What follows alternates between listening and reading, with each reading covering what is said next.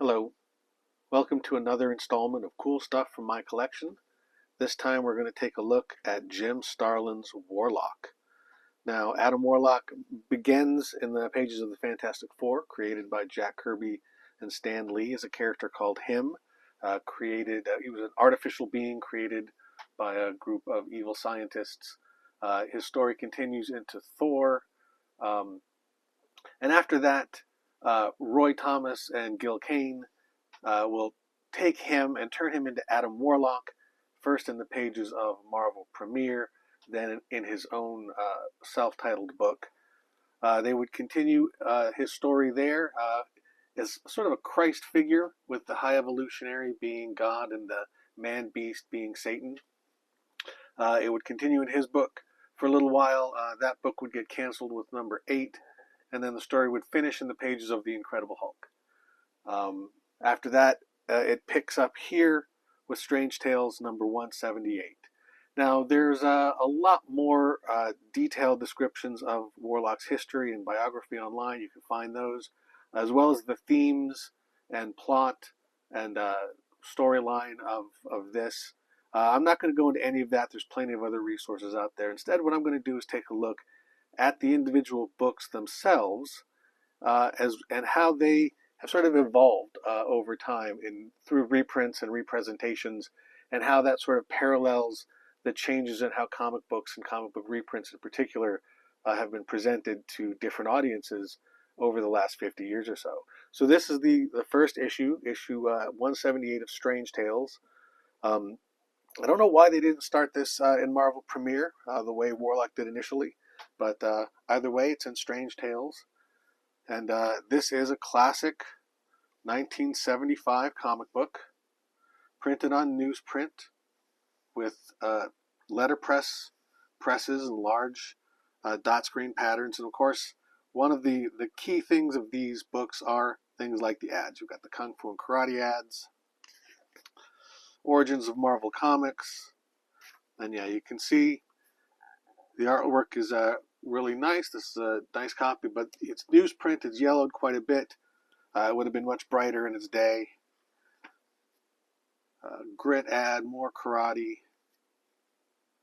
Fantastic artwork by Jim Starlin. I'm not going to go into too much detail about that because lots of other people have, but I am going to stop and pause and look at some of it. Also, a lot of these classified ads. These were kind of a staple of comics for a very, very long time. But a 32-page book. It's a 64 color system. Lots of nice house ads.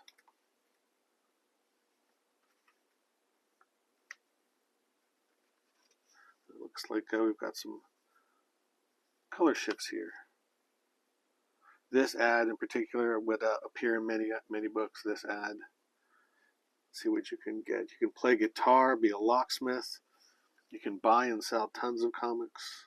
Switchblade, the Magus, the evil future Adam Warlock. It is a great storyline. I would suggest reading it if you're not going to read it. There are plenty of other synopses online. The bullpen bulletins were always a favorite of mine. Stan's soapbox, and then you get to see all of the upcoming books. I think a lot of these were lettered by Gaspar Saladino. I believe that's the case. I'm not 100% sure. Of course, toy soldiers. And we come to the end. Evel Knievel. These were great toys. Absolutely. I love those Evel Knievel. So that's Strange Tales 178.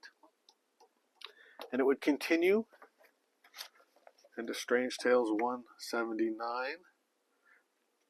It's got a great splash page. But again, 32-page comic. Filled with ads.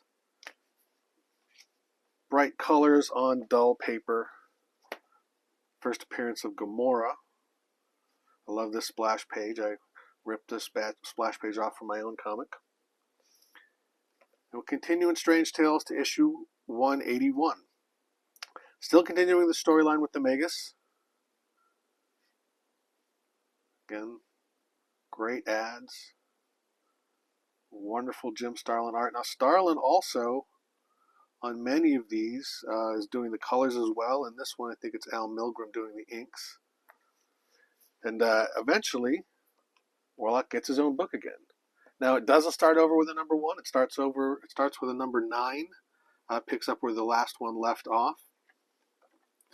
And this is still Jim Starlin on pencils. The story and the colors, inks by Steve Leialoha. The Infinity Effect, that will come back, Infinity. I also want to take a second to talk about this cover.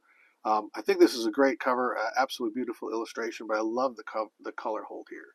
That was one of the things that kind of surprised me looking back at some of these old books, is the really nice quality of the printing on the covers and the color holds that they would do. Again, more letters pages. And then at the very end, Thanos, and that becomes important much later. Issue 10, Thanos versus Magus. Again, a nice color hold on the front cover, a really bold cover in this instance. Prizes for cash, a lot of those. Toys, muscle systems. There are a lot of skinny, weak kids and fat kids reading comics because they were trying to build us up back then. Giant or life-size Frankenstein monster. And then the conclusion of the Warlock Thanos storyline. A great story. Now, I didn't actually get any of these when they came out. In 1975, I had just started reading comics, but I was reading Spider-Man and the Hulk and the Fantastic Four and things like that. So these I actually bought on the aftermarket many years later. Now, these are my personal copies. This one's kind of interesting. You can see it's been poorly cut, kind of a little bit of excess on the bottom, and even this, you can see how much more there is at the bottom. It's one of the problems with old comics. 25 cents. You can see this one is the first one. It says still only 25 cents.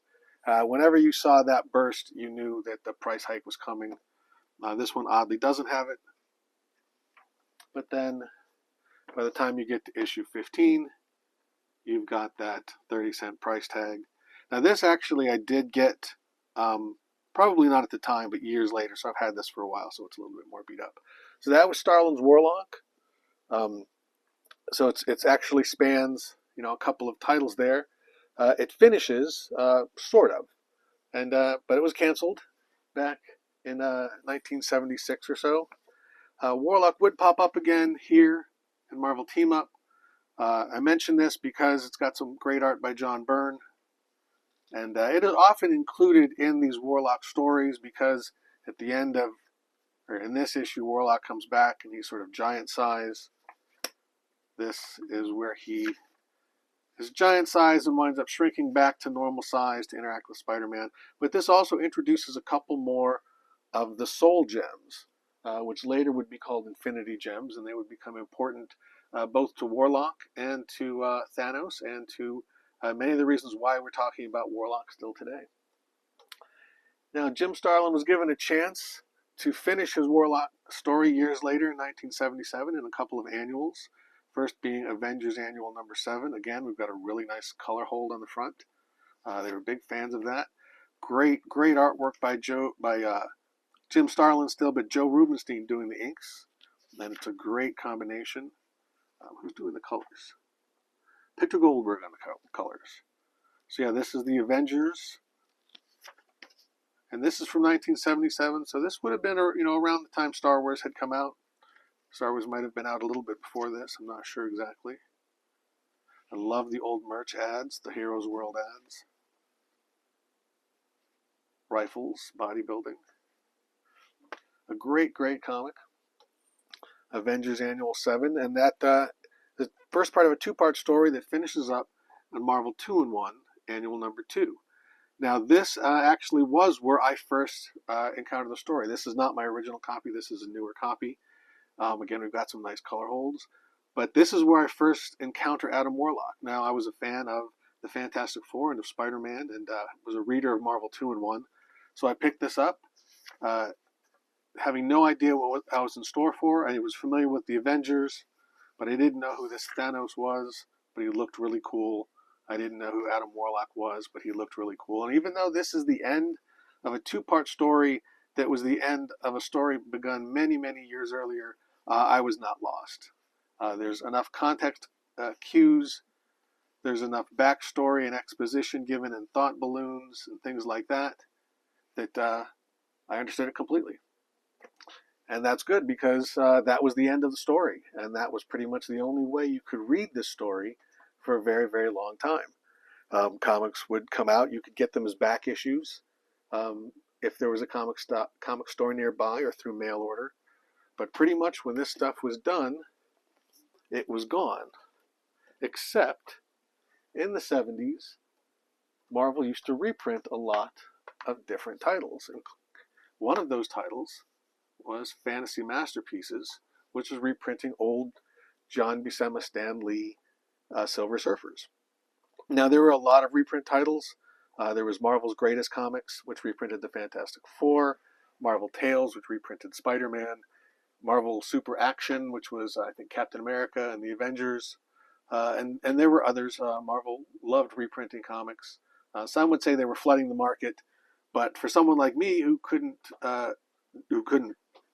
find back issues, and certainly couldn't afford back issues, they're a great way for us to read and learn about old characters. And this is how I read the original Silver Surfers. I may have read the original one in Origins of Marvel Comics, but after that, that was it. But this was reprinting all of those. Again, it's on newsprint. These are square bound because they're longer. Same sorts of ads, but in issue number, the first 7 issues had different backup features. It started with the Watcher originally. When those ran out, they switched over to Adam Warlock. And I was very excited to see this. I recognized this Warlock character, and now I was getting a chance to see his story from the beginning. And this is it. It reprints not the entire story. Most of these reprints in the 70s, because they increased the number of ad pages, would wind up cutting a couple of pages. I think maybe 1 or 2 pages is cut from each of these stories. I didn't know that then, and they read perfectly fine. And when you go back and compare, you can see it. The colors are pretty much the same. I think they actually followed the same color palette or color guides from the original. And that's not something that they always did. They very often would change things. I mean, certainly the characters' costumes would stay the same, but they might rather arbitrarily change background things. But in this Warlock reprint, they actually followed all of the original colors. And that was number 8. That would continue to issue 9. Again, Silver Surfer in the beginning, Warlock in the back pages. 9, 10, 11. Now with issue 12, it switches to a stapled format, a magazine format. Still continuing the same Adam Warlock in the back, Silver Surfer in the front. And this would go up through issue 14. A great Silver Surfer issue with Spider-Man. And you actually do get the conclusion of that Warlock story, or at least up through the end of the first Thanos part of it. And then the book is canceled. But at least I got to see everything I needed to understand those original books. And that was it. Once again, this was the only way that you could get Warlock. You can buy these as back issues, which were probably much easier to find. But they did not reprint Warlock again for a little while. That was 1980 that came out. But in 1982, you get the Warlock Special Edition. Now this was a Baxter reprint. This was a much nicer paper. Marvel did this with a lot of their books. They did this with the Micronauts, with the Steranko Captain Americas, I think, did this. They did some Fantastic Four, some Doctor Strange. Sometimes they were on a glossier paper with a more painterly color. Some of them were just Baxter paper with flat colors, and that's what this one is.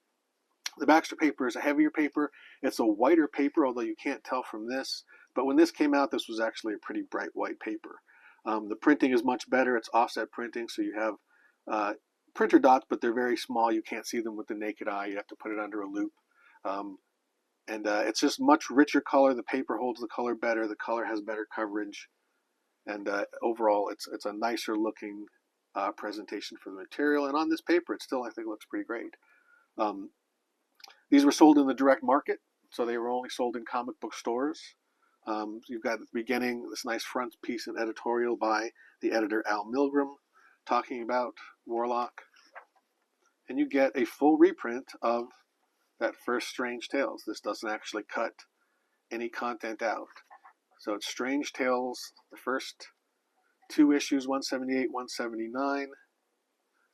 And then you get the first half of 180, and then it sort of ends and it's cut off. You get a nice new illustration by Jim Starlin. The whole thing comes with a nice wraparound cover by Jim Starlin. And then it picks up with issue 2. Again, a wraparound cover. Editorial. Now, editorial was how Al Milgrom would do his cartoon editorials. But this just picks up with the second chapter, using that as a splash page. And it finishes all of that issue, continues on to the next. Again, all the nicer paper.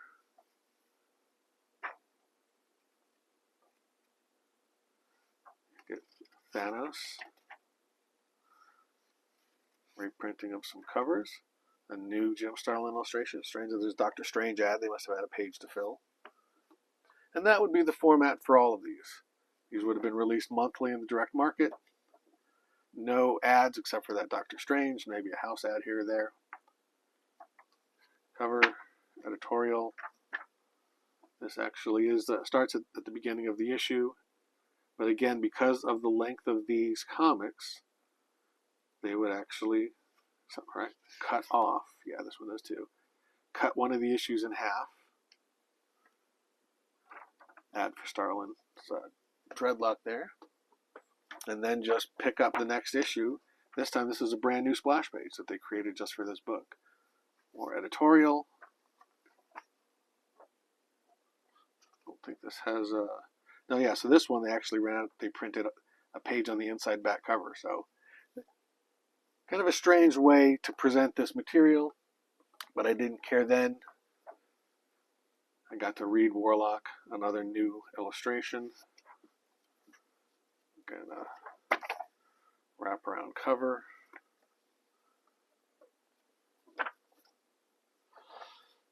This one, I believe is... Okay, so this one actually does begin the story with the annuals. This completes the story with the annuals. It has a nice cover gallery too. All on nice paper. This was a beautiful presentation. You could get this at comic shops.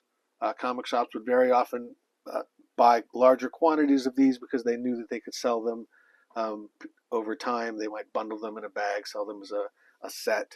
But you could always find these if you looked around enough. And it was a great way to experience the character. Then in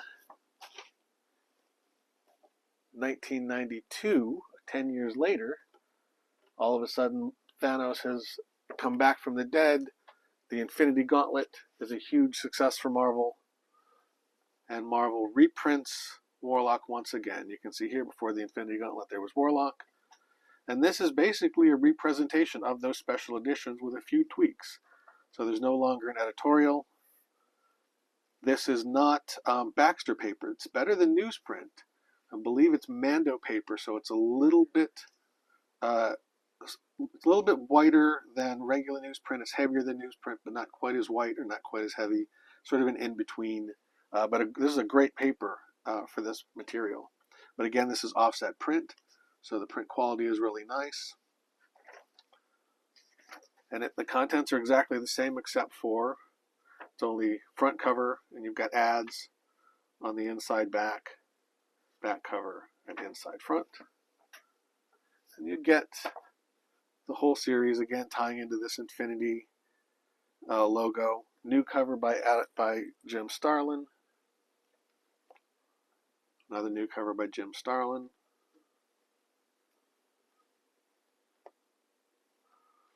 Same material, like I said. Same printing. 6 issues. Misspelling. And of course, these ads are from the time that they were published in, so you can see slightly different types of content. This was the 90s. And so now this gave yet a new way, a new comic on the stands with the other new books for people to experience this Warlock character that they were seeing in the Infinity Gauntlet. And now that was the way it stayed for just a little while. In the early 2000s, we really get the growth of the collected edition market. And Warlock enters that market in 2009 with the first Marvel Masterworks. Now, there was a Marvel Masterworks before this. This is volume 2. The first volume was the Roy Thomas, Gil Kane stuff, which I'm not covering here. But this is the Jim Starlin stuff presented in a nice hardcover format. The Masterworks were Marvel's first collected edition line. It goes back to 1987 with Silver Age stories like Fantastic Four and Spider-Man and the Hulk. And then by the time you get up to the 2000s, they're well into the 70s with a lot of material, and Warlock is among them. There's 2 different versions of this. It comes with a different cover. This is the modern style. There was a second cover that looks more like its original trade dress. The series ended for a while when it was brought back. It was brought back with a version that looked new, and then they also released a different slip cover that matched the old style. And you can take the slip cover off. It's actually a nice looking little book. Very classy, black and white, nice marbled end papers. It's a really nice, heavy, glossy paper. A lot of people don't like that about the Masterworks because they think that makes the color much too bold and that it requires an uncoated stock to sort of cut the saturation back a little bit. I don't know how much I agree with that. I think this image looks great with that bold blue. Introduction by John B. Cook from Tomorrow's. A lot of great publications. You can learn a lot about Warlock from their publications. And again, we've got the entire series. Now this has been digitized. That was one of the reasons why they started doing a lot of this stuff, is to digitize the artwork. This would have been printed on digital presses. These colors would have been recreated from the other ones digitally. Prior to this, things were printed using film to transfer images onto plates. By this point, they were just printing plates that had the images on them. So everything had to be digital instead of analog negatives and things like that. So they were reprinting everything. They scanned this stuff really nicely. And the color reconstruction is pretty accurate. And it's the entire series. Again, the color is very, very bold. They reprint the covers as well. And this is the first time you could get everything in one spot. And they didn't have those weird interruptions with new splash pages. This is the entire contents, including the John Byrne stuff to keep the story going. And the 2 Avengers stories. This actually was from the cover of that, so that was reprinted. And all the way to the end, including this. And then they have some bonus features. There's some pencils from an unfinished issue, some other material, original artwork, some of the covers from some of the other editions. It's a really nice version. I really like the Marvel Masterworks. They're pricey. This would have been $60 back in 2009, which is kind of expensive. But that high price basically is there to offset the digitizing and restoration of this artwork so that it could be reprinted in other formats, which they did. First off, after they finally digitized the artwork, was the Warlock Essentials. Marvel Essentials was another of Marvel's great lines. This is all in black and white on newsprint, so it's cheap. This is a huge book. You can see how thick it is for only $20. This includes all of the Gil Kane and Roy Thomas content as well, but then it gets into the Adam Warlock. Now this is on newsprint, but it's printed with an offset printer on modern presses, and it's a nice high quality newsprint, and great scans of this material, so it looks absolutely fantastic in black and white. He really does Starlin's artwork justice. The colors are fantastic. Many of them are by Starlin, but you really get to see the beautiful inking, especially when you get into some of the Joe Rubinstein issues. Absolutely beautiful stuff. And I think they just have the content itself. There's really not bonus features. A few bonus features and ads. Now, typically for these, you've got the same line work, but for the covers, they started doing a more modern digital coloring, which a lot of people don't like. I personally don't mind it, but I know there's some purists that prefer only the original colors. Then in, let's see, 2012, Thanos pops up at the end of the Avengers movie, and Marvel capitalizes on that as people start looking into Thanos, looking into the Infinity Gauntlet, and they release Thanos: The Final Threat. Now this is just those 2 Avengers annuals collected into one book on nice glossy paper. And this, since this was my introduction, it actually functions pretty well as an introduction to the characters and the story. And then this could lead into things like Thanos Quest, which is another reprint of the Thanos Quest miniseries. And then all of the material you would need to understand Thanos in its reprint form. So it's the Infinity series, the Thanos, or the Silver Surfer series that reintroduced Thanos. So pretty much if you get all the stuff listed there in this book, you would understand everything you would need to know about Thanos after seeing him pop up at the last part of the Avengers movie.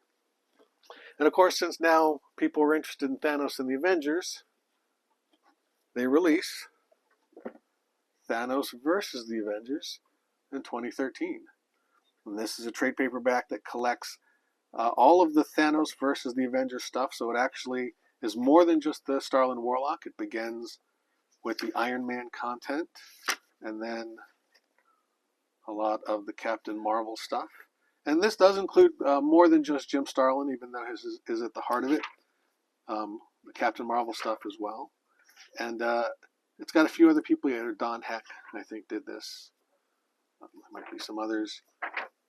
And it does eventually pick up with the Starlin Warlock. Now, it doesn't reprint the entire Starlin Warlock. It actually just starts with issue 9, so it eliminates all those strange tales. It starts with the first appearance of Thanos in the storyline at the very end, and then continues and finishes up all the way with the annual. There's some bonus material too. There's a Handbook to the Marvel Universe pages, some covers from the Life of Captain Marvel. That was a Baxter series as well, and some of the other covers for this material.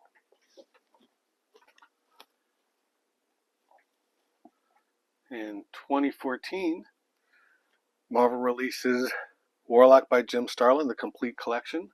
And this is the first time you get the Warlock series in a nice, affordable format,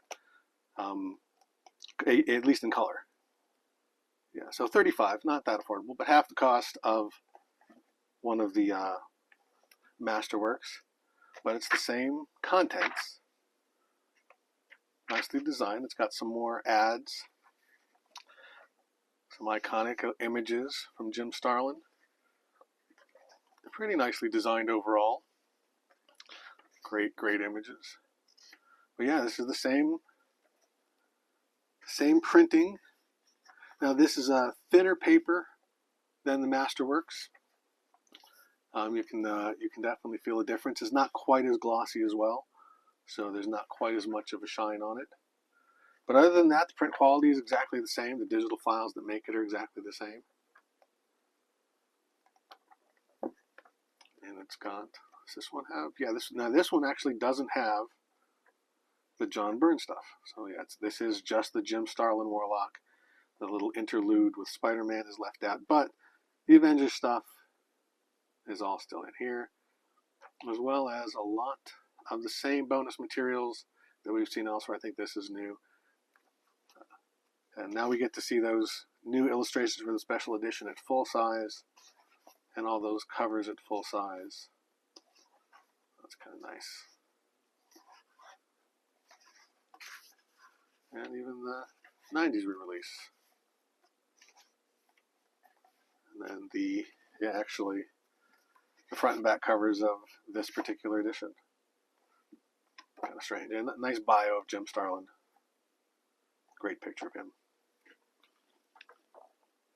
And that was 2014.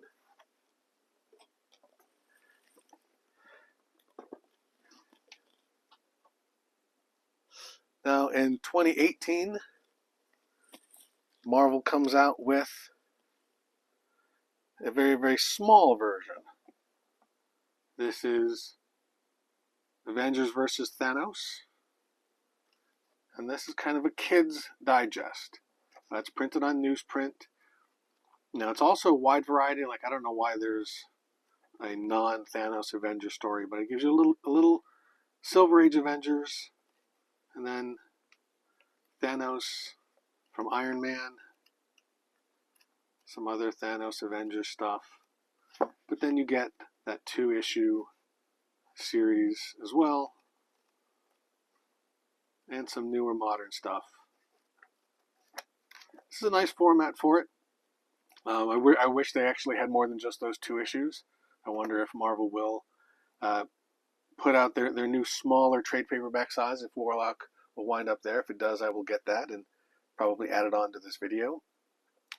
But Marvel would go from the smallest version of this to the largest version, and I have to change my camera to talk about that, so hold on. So in 2018, they also released Jim Starlin Marvel Cosmic Artist Edition. Artist editions are reprinted from the original artwork. They're scanned high-res, full color, and reprinted at their original size. So this is a huge book. Just to show you, in a comparison, I had to pull the camera back a little bit, switch to a different lens. This is the size of a regular comic book. And this is the size of the digest. So actually, yeah, you can stack them up together to get one artifact edition. Now, I love the artifact editions and the artist editions. Artist editions contain full stories. Artifact editions just contain individual scans or individual pages. Now I think they call them all artist editions. This is one of my favorites. I actually got it signed by Klaus Janson, Jim Starlin, Tom Warzakowski, Joe Rubinstein, and Al Milgrom. They all worked on content in this book. So it's not the complete story, but it is some of the amazing original artwork. Again, not just for Warlock. This is all Captain Marvel stuff. Beautiful artwork. I love this page. You can see all of the feathering. You can see whiteout. You can see the blue lines. These are great editions. There's certainly flip-throughs of this online where someone will go into greater detail. Absolutely fantastic books. But then you get to the Warlock stuff. And this just looks absolutely amazing. You can see the detail. You can see the zipatones. It's just so beautiful. You can see all the notes, the stuff that was pasted on. I love artist editions. Lots and lots of whiteout. They're great, great ways to enjoy the artwork. And yeah, you can't read the story very much. Certainly this doesn't have all of the story. Even the ones that do contain complete stories, they're not the best way to read, but they are amazing to look at. This is some great zipatone. You don't see that anymore. Great zipatone. I'm a big fan of zipatone, so I'm a big fan of artist editions that use it. Some of the earlier inks, these are all by Jim Starlin. Starlin is a fantastic inker. Eventually, guys like Alan Weiss and Al Milgrom and Steve Leialoha would do some of the inking on this. Yeah, Steve Leolo inked this. Beautiful stuff. And eventually you'll get to those annuals with inks by Joe Rubinstein. Beautiful, beautiful stuff. Joe Rubinstein's work always has great zipatone. Zipatone, zipatone. 3 different kinds of zipatone on one page. The guy's a master. Look at that. There's one kind of controversial page in here. Beautiful last page. Maybe it isn't in here. There's one that got colored.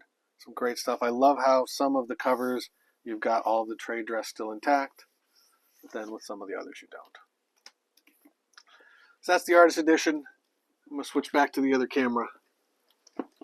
Hold on. And in 2019, Marvel released Thanos Wars Infinity Origin. This tied into the Infinity War movie, and it basically gave the full history of Thanos, at least his first part. So it starts off, again, this is an omnibus. These are big, big books. You can see how nice and thick it is. Dust jacket. Now this would have come with a different cover. I think the alternate cover for this was the cover of Avengers Annual 7. This is a new painted cover. Not sure who the artist is. Nicely designed book. Al Milgrom was one of the original editors on a lot of this material, and it starts off with the Iron Man 55, first appearance of Thanos, and then covers a lot of that material from the Avengers versus Thanos. It's basically all of that material, plus a little bit more. This is stuff that may not have been with Thanos, but it is, or with the Avengers. And eventually you get to that same Warlock stuff, but this time they are printing all of it. It's not just the stuff that directly has Thanos in it. It's the full Warlock saga all the way up, including the John Byrne pages, through that Avengers Annual, which ends with Thanos' death, and then it actually reprints the Death of Captain Marvel graphic novel. This is the first time this was reprinted in this kind of format, in a collected format. This was Marvel's very first graphic novel back in 1980-something, I'm not sure exactly. Beautiful painted artwork by Steve Olaf. The reproduction on this is good, but it's not as good as the original. I'm not sure how they reproduced this, if this was photographed or scanned from original pages or what. The original does look a little bit nicer, but it's still a great story, and I'm glad to have it reprinted in this format with the rest of this stuff. And again, like all the others, there's a bunch of bonus material, original artwork, but this time you're going to see a lot of stuff from that Captain Marvel run. Yeah, so this is one of those pages that someone actually colored the original page. I think usually they get Steve Olaf to do it. Some people really hate that. They hate it when people paint on top of original artwork. The ones that I've seen Steve Olaf do look really nice. Gil Kane did some of his own that some people don't think are quite as nice. But a lot of more bonus materials, original artwork, the article from Foom. Now it's the whole article, not just that cover. Handbook to the Marvel Universe pages instead of just the characters. A bunch of covers. The omnibuses are supposed to be everything, even covers from other collected editions, including this one.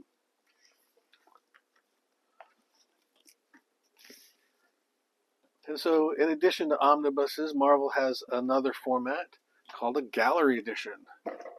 And these are, wow, this is a little bit too big. I'm not going to pull the camera back. These are oversized as well, so you can kind of compare this to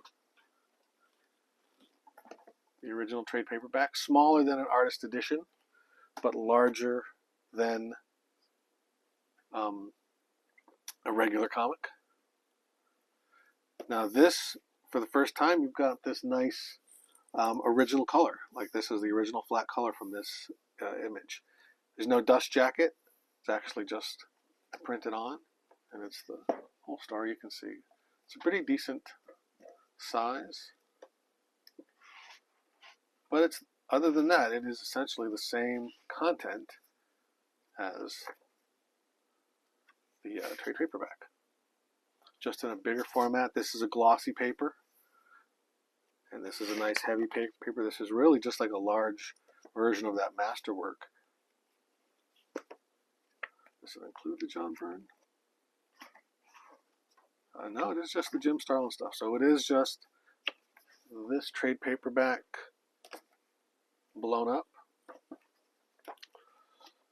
And then, with a lot of the same bonus materials. It's probably the same content as that trade paperback. Yeah, so all of them have very similar types of content,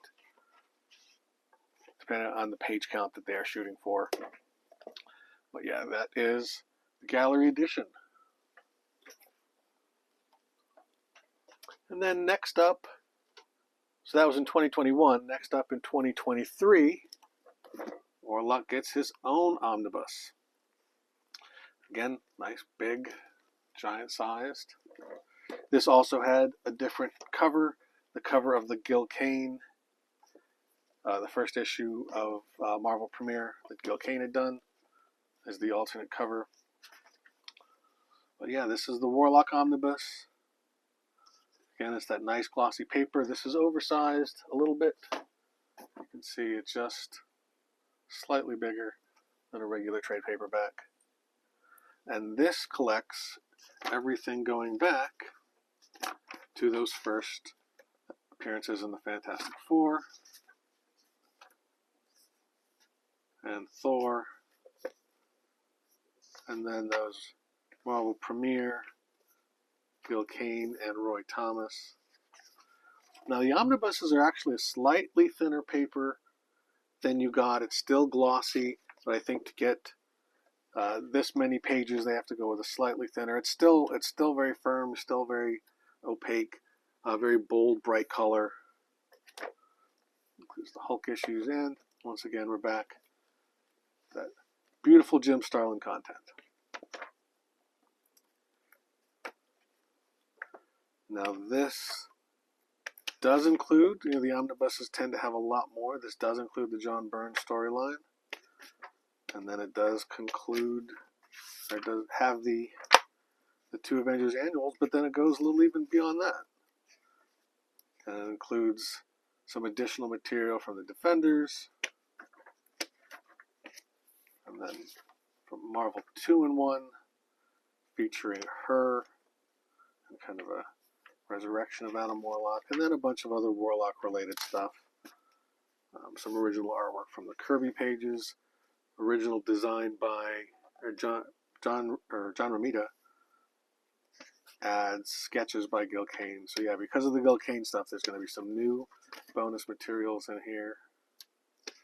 A lot of nice Gil Kane original artwork, and yeah, then now since IDW did that artist edition, Marvel now has access to even more original artwork scans, and I'm printing a bunch of those in here. Plus more of those pages, the penciled pages, more original art, handbook pages. Oh, this is kind of interesting. We've got the Rampaging Hulk of John Byrne cover of the Treasury edition, and they've got the Fantastic Four issues, but they're not the issues of the Fantastic Four. Oh, these are the Marvel's Greatest Comics, because the real covers would have been in the regular issues. The Fantasy Masterpieces. Yeah, so this has everything. This is a real omnibus. This has it all for $125. And then in 2024, it all came full circle with the facsimile edition of Strange Tales 178. The entire original issue reprinted, including the ads, but on nice glossy paper with modern printing and really nice color. A lot of people don't like these particular things because they're not printed on newsprint, even though they're called facsimiles. DC prints theirs on newsprint, so it's much closer. Marvel doesn't. I wish they did. I don't have a problem with glossy paper, but I like the facsimiles to be a little bit closer. But they don't. I'm sure it's cheaper to just use the same paper on everything. Maybe they'll change their mind someday. But yeah, this is a nice presentation. I love the ads. That's my favorite part of the facsimile editions are the ads. So yeah, it all comes back to that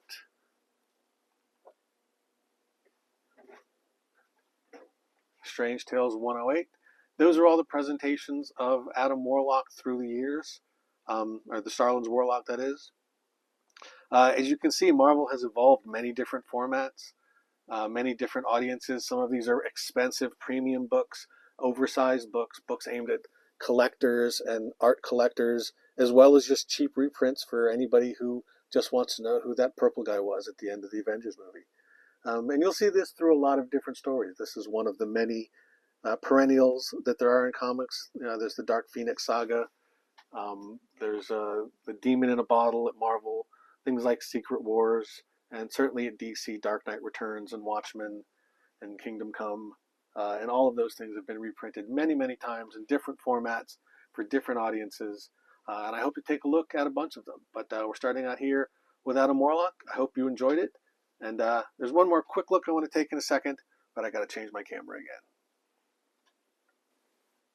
I just wanted to take a quick look at the same panel across multiple copies, sort of at the same time. So in the back here, we've got the gallery edition. That's the oversized, the largest version. And then we've got the Omnibus, a little bit smaller. The Masterworks, which is normal comic size, but a very bright paper. Trade paperback, where a paper gets a little bit yellower. The Mando version, the Baxter edition, the Fantasy Masterpieces reprint, and the original. And you can kind of see how the print quality over all of them has changed over time. See how the colors look on the different papers. And of course, how all of them would look in their original format.